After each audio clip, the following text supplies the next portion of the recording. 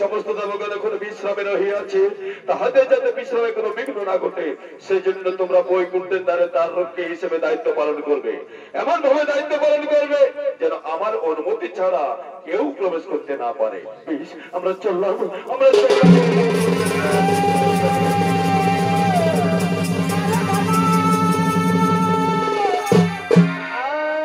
ভগবান নারায়ণের আদেশে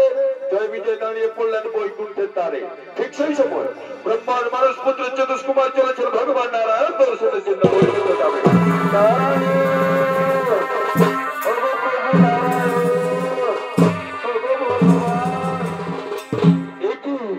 আমি কি দেখছি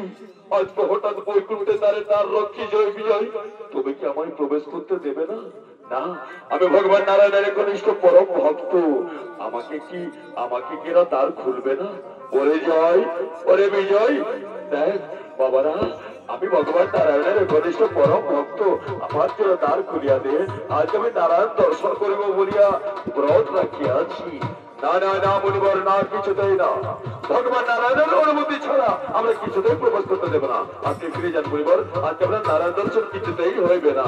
ওরে ওরে জয় ওরে বিজয় আমি অনুরোধ করছি বাবারা আমার জন্য দ্বার খুলে দে আমি বেশি বিলম্ব না করে এখনই ফিরে আসবো বারবার অনুরোধ করবেন না বলিবার বলছো ভগবান নারায়ণের অনুমতি ছাড়া আমরা কিছুতেই প্রবেশ করতে দেব না যান ফিরে যান বলছি তোরা শেষ পর্যন্ত তার রূপ ধরে কেমন লড়াইয়া দিতেছিস তাহলে আমি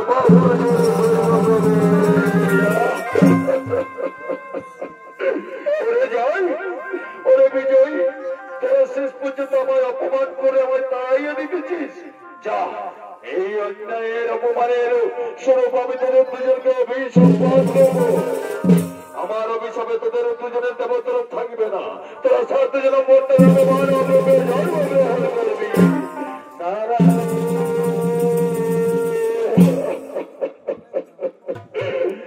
প্রভু নারায়ণ এ আমাদের কি দশা হইল প্রভু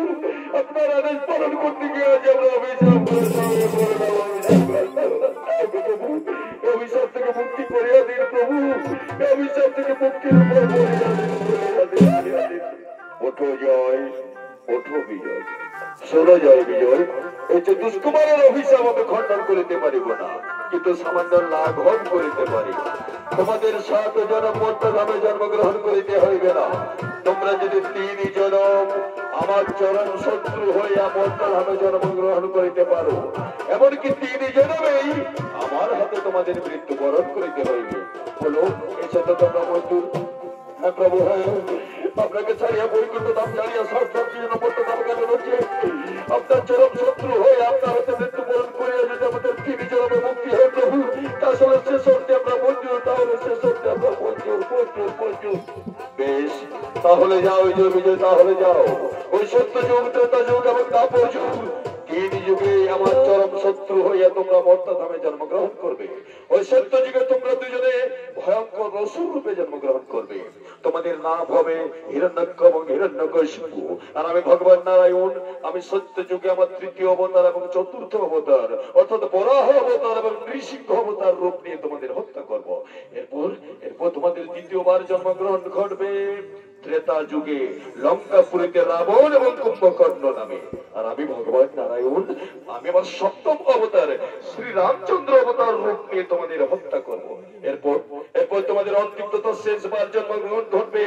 দাপর যুগে শিশুপাল এবং দন্তবক্র নামে। আর আমি ভগবান নারায়ণ, আমি আমার অষ্টম অবতার শ্রীকৃষ্ণ অবতার রূপ নিয়ে জন্ম নিয়ে তোমাদের